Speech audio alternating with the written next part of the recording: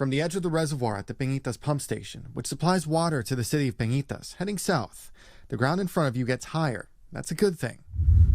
The highest ground here along the border wall, in a gap between two sections of wall to the east and west, along the FEMA-approved flood levee.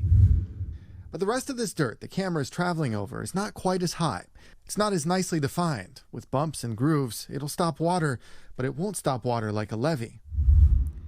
That's a problem because a few hundred feet south of here is the Rio Grande, which every couple of years or so, not just during hurricane seasons, is known to flood, swell its banks, and take over the surrounding land.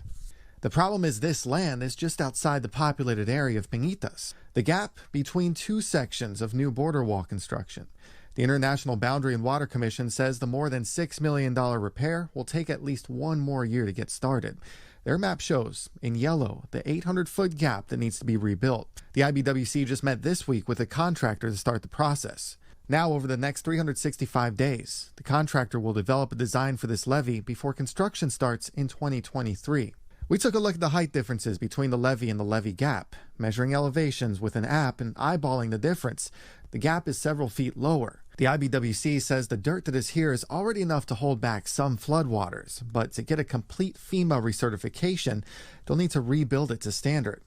And just across the street from the levee gap, Representative Oscar Longoria's office. The sooner the better, especially with hurricane season upon us, coming up this fall.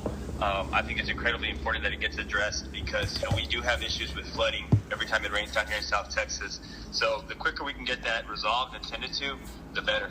A problem here in Peñitas that could be a risk if there's a large enough flood. The government says the plan to repair the gap is on the way, though it'll take time. Christian Von Preissing, Channel 5 News.